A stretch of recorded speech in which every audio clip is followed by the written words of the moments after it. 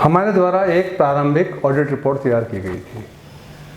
इसकी शुरुआत कैसे हुई यह बताना सर्वप्रथम बहुत ही महत्वपूर्ण है। गुलमोहर गार्डन की कार्यकारिणी ने एक आम सभा का निर्णय लिया जो कि 10 जुलाई 2022 को होनी थी। इसके लिए उन्होंने निवासियों से निवेदन किया कि आपको जो भी बिंदु आम सभा में उठाने हैं कृपया उनको लिख कर दें और 2 निवासियों के हस्ताक्षर भी करवा कर दें। तो हमने एक एप्लीकेशन दी, उस एप्लीकेशन की कॉपी आपके सामने है। इसको थोड़ा जूम कर देते हैं। एप्लीकेशन हमने अध्यक्ष और उपाध्यक्ष महोदय को संबोधित करके लिखी थी। कंटेंट क्या थे? निवेदन यह है कि जब से गुलमोहर गार्डन भवन स्वामी संघ का गठन हुआ है तभी से आज तक मुझे किसी भी सत्र के लेखा जोखा की कैसी भी ऑडिटेड रिपोर्ट प्राप्त नहीं हुई है, जबकि गुलमोहर गार्डन भवन स्वामी संघ बायलॉज के हिसाब से उनको देने के लिए बाध्य भी है। नोटिस में बताया गया है कि 21-22 जो कि उस वक्त के लिए गत वर्ष था, उसका लेखा जोखा अभी ऑडिट हो रहा है। हो सकता है उसमें समय लगे, तो हमने लिखा कि हम अपने अधिकारों का प्रयोग करके ऑडिट रिपोर्ट केवल पाना चाहते हैं। भवन स्वामी संघ मुझे सॉफ्ट कॉपी या हार्ड कॉपी जिसमें आसानी समझता हो उसमें मुझे रिपोर्ट प्रदान कर दे। मुझे 15-16, 16-17, 17-18, 18-19, 19-20, 20-21 के लेखे जोखे की ऑडिट रिपोर्ट या कैसे भी रिपोर्ट उपलब्ध करवाने की कृपा करें। इतना सारा इसलिए लिखा गया क्योंकि हमें पता था यदि हम 1-2 वर्ष लिख देते, जैसे 2015 से 2021 की दे दो, 2015 से 2022 तक की दे दो, तो गोल मोल जवाब मिलना था। ये ऐसा हमें इनके कार्यप्रणाली से अंदेशा हमेशा ही रहा है। इसके अतिरिक्त गुलमोहर गार्डन एवं सर्विस प्रोवाइडर के मध्य अब तक जितने भी करार हुए हैं उनकी सॉफ्ट कॉपी या हार्ड कॉपी जिसमें भी संघ आसानी समझता हो वो हमें उपलब्ध करा दे।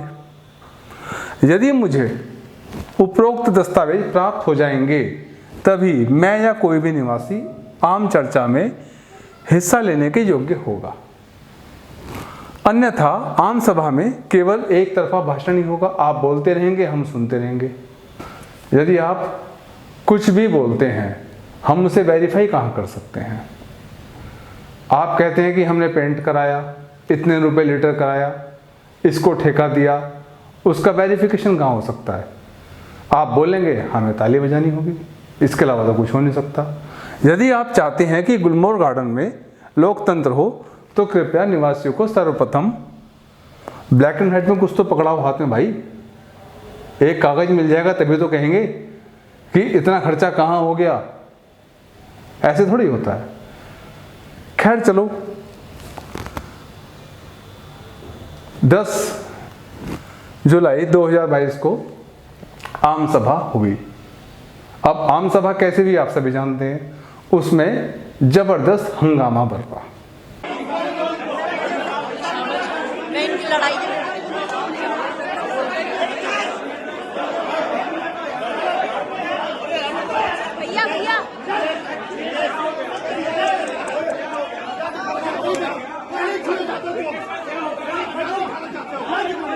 और उसके बाद गुलमोहर गार्डन के ही पदाधिकारियों ने आम सभा को स्थगित कर दिया।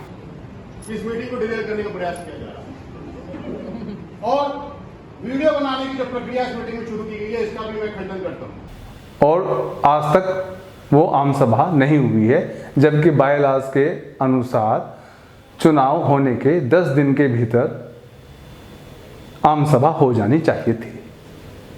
खैर, उस पूरे हंगामे के बीच में मुझे कार्यकारिणी के सदस्यों द्वारा कुछ दस्तावेज फिर भी दिए गए।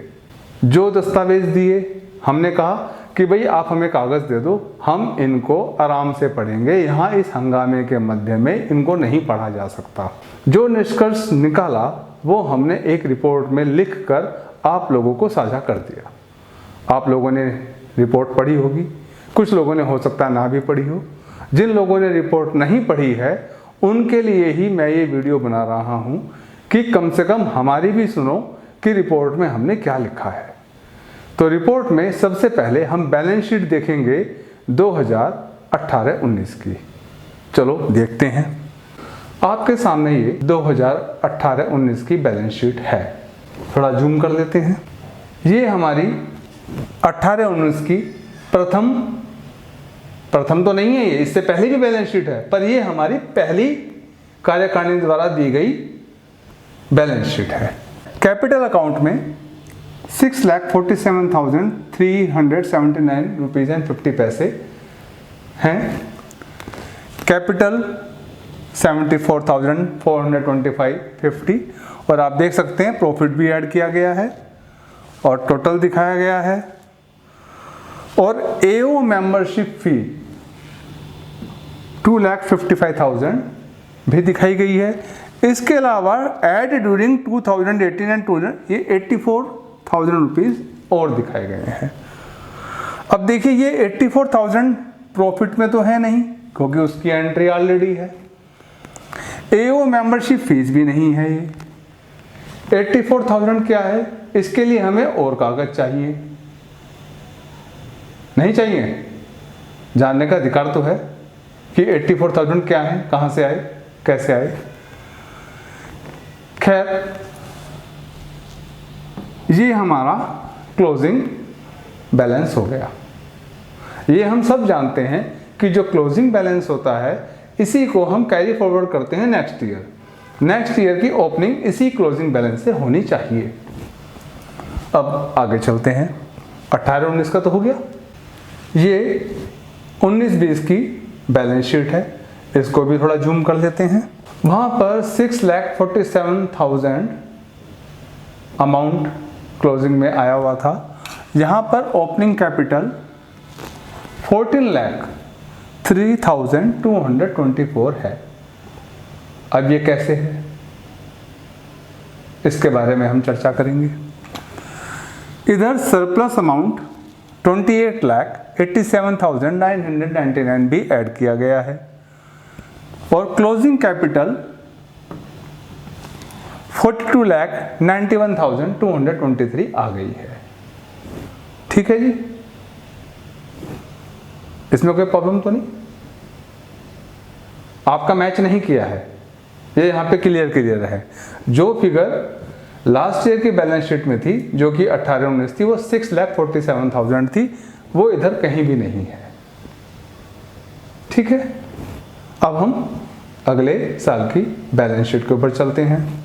अच्छा, ये एक बात और बता दूं यहाँ पे कि opening capital add surplus closing capital, इसके अंदर पिछली बार की तरह कहीं कोई प्रॉफिट वगैरह नहीं दिखाया गया है कि कोई प्रॉफिट हुआ है या मेंबरशिप का पैसा आया है, वो इसमें कहीं नहीं है। अब ये 2020 एंड 2020 एंड 2021 की थर्ड ईयर की हमें बैलेंस शीट प्राप्त हुई है, इसको भी जूम आउट कर देते हैं।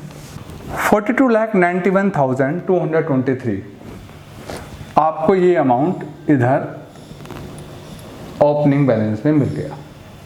पर ये क्या, एक ओपनिंग बैलेंस और है, वो है 42,76,480 रुपीज एंड 82 पैसे का।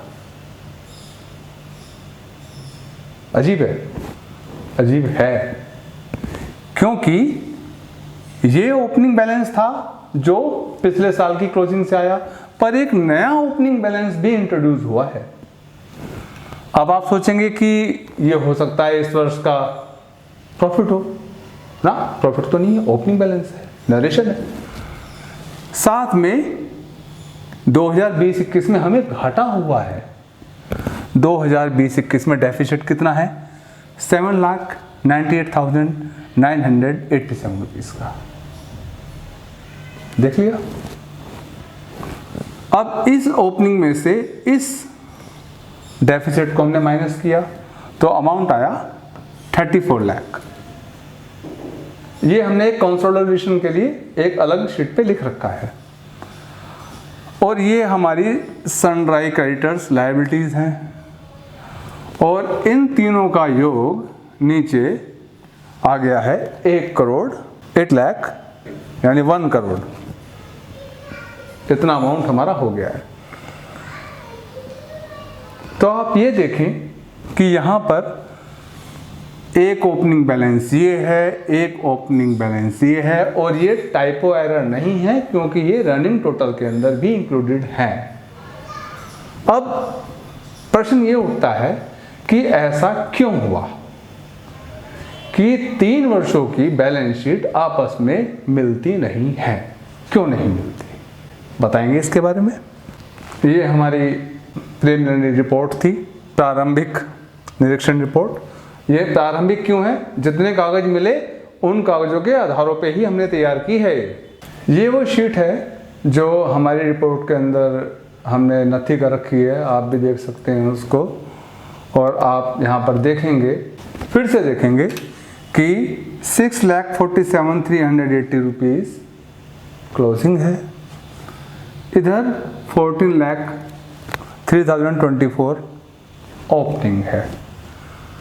इसके अलावा एक सरप्लस और डेफिसिट यहाँ पे ऐड ऑन हुआ है, जिसके बाद 42,91,223 क्लोजिंग बन गई है।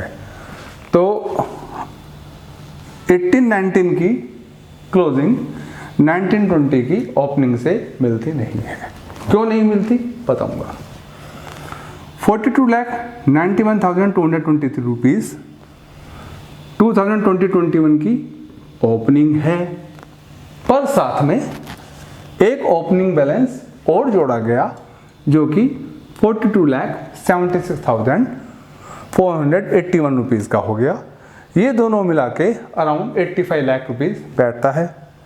पर उस सत्र में घाटा हुआ, कितना, 7,98,000 का। उसको एडजस्ट करने के बाद अब आपकी जो क्लोजिंग बनी है वो 77,68,717 बनी है। अब इतना अंतर क्यों, आपको नहीं पता? सच बताना, नहीं पता? मैं बता देता हूं आपको। दरअसल क्या हुआ, 19, 20 और 20, 21 में कारोबारी दिवस कम हो गए थे कोरोना की वजह से। तो हमने डकवर्थ लुईस का नियम लगाया। हाँ, डकवर्थ लुईस का नियम अकाउंटिंग में भी लगता है, जैसे क्रिकेट में लगता है ना। क्रिकेट में कैसे लगता है, मान लीजिए आपको खेलने के लिए ओवर्स कम मिले, क्या करेंगे, टारगेट कैसे पूरा होगा?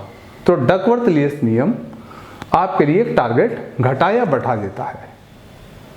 तो जो घटत और बढ़त होती है वो डकवर्थ लुईस नियम के अकॉर्डिंग होती है। अब यहां पर हमने डकवर्थ लुईस नियम लगाया। कैसे लगाया? 6,47,380 को हमने 14 लाख में कन्वर्ट कर दिया। ये पहला डकवर्थ लुईस नियम लगा। टोटल आया 42,91,223। इसको हमने यहां लिखा, पर एडिशनली हमने 42,76,481 जो अमाउंट है ये और एड ऑन कर दिया, क्योंकि डकवर्थ लुईस नियम यहां भी लगा, क्योंकि यहां भी कार्य दिवस हमारे कम थे। ठीक, इसमें कोई संशय नहीं होना चाहिए। और ये नियम कैसे लगा? ये नियम कोई छोटा मोटा नियम नहीं है, इसके लिए इंटरनेशनल खिलाड़ियों की मदद लेनी पड़ती है। जो क्रिकेटर खिलाड़ी होते हैं वे जानते हैं कि डकवर्थ लुईस कब और कैसे लगता है, और उनकी सेवाएं लेने के लिए उनका वेलफेयर भी करना चाहिए। तभी हमारी कार्यकारिणी ने 50,000 रुपया उनको दिया। उसके बाद उन्हें डकवर्थ लुईस नियम की प्राप्ति हुई, और उस नियम के अनुसार हमारी बैलेंस शीट तैयार हुई। साधुवाद करना चाहिए इनको, खूब साधुवाद करना चाहिए भाई, इतना बढ़िया नियम बनाया। मैं पागल हो गया भाई हंसते हंसते।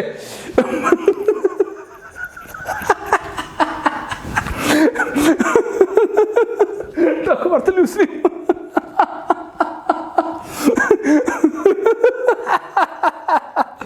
इतना घटिया नियम।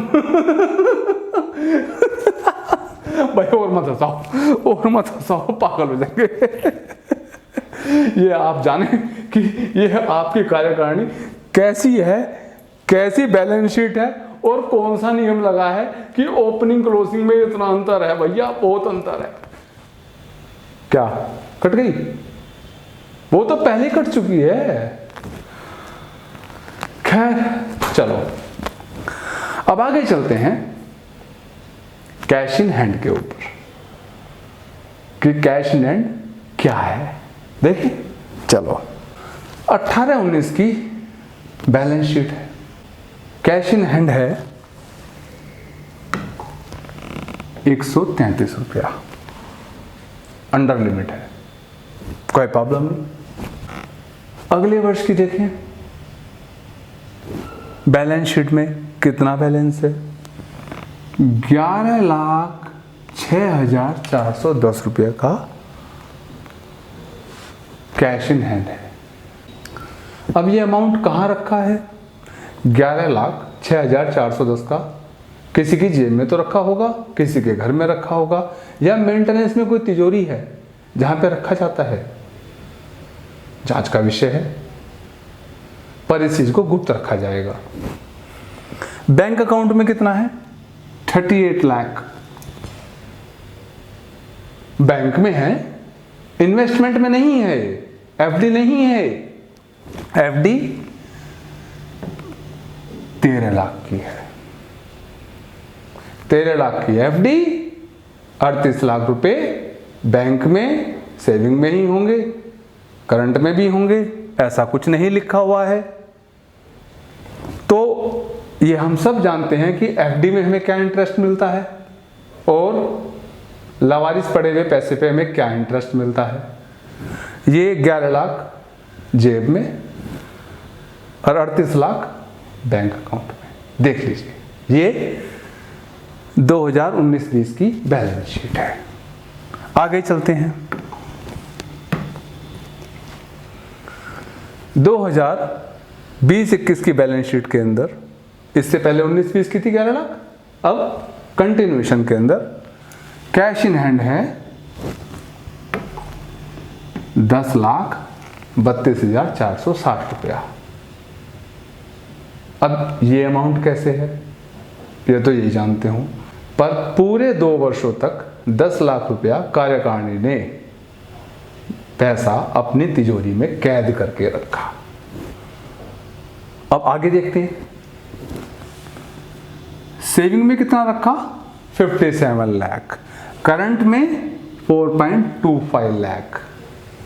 ठीक है, 57 and 10 67 लाख, और इन्वेस्टमेंट के नाम पर 19 लाख, यानी minor amount in investment and major amount in hand.